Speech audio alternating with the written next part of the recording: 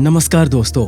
किसी का दिल जीतने के लिए बल की जरूरत नहीं होती है, बल्कि दिल जीतने के लिए उसके अंतर मन में उतरना पड़ता है। हमारी आज की कहानी भी कुछ ऐसे ही सीख देती है, तो आइए सुनते हैं। स्वागत है आपका संस्कार टेल्स की कहानियों की दुनिया में।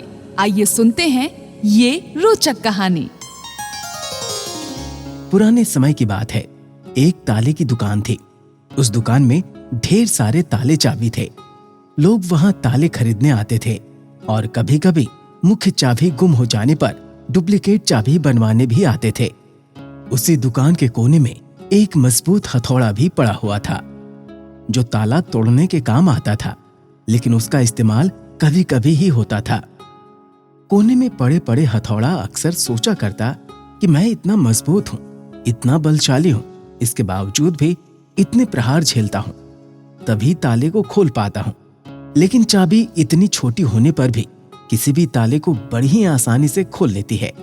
ऐसा क्या है इस छोटी सी चाबी में?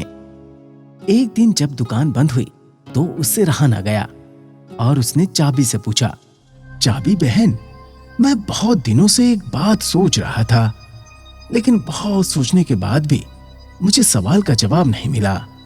क्या तुम मेरे एक सवाल का जवाब दे सकती हो? पूछो भाई, बन पड़ा तो तुम्हारे सवाल का जवाब मैं अवश्य दूंगी।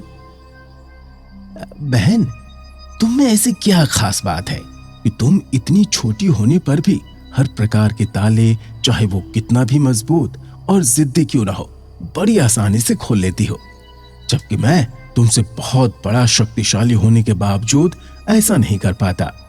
मुझको ताला खोलने में बहुत मेहनत लगती है और कई बार अथक प्रयास करने के बाद ही ताला टूटता है। चाबी मुस्कुराई और बोली, बहुत ही साधारण सी बात है हथौड़े भाई। तुम ताले पर प्रहार करते हो, इस तरह तुम उस पर बल का प्रयोग करते हो और खोलने के प्रयास में उसे चोट पहुंचाते हो।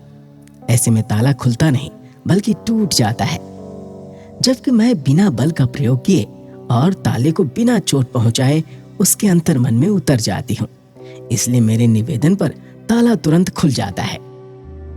तो दोस्तों, देखा आपने कि अगर आपको किसी का दिल जीतना है तो उसे जोर जबरदस्ती से नहीं जीता जा सकता, बल्कि उसके दिल में उतरकर ही जीता जाता है।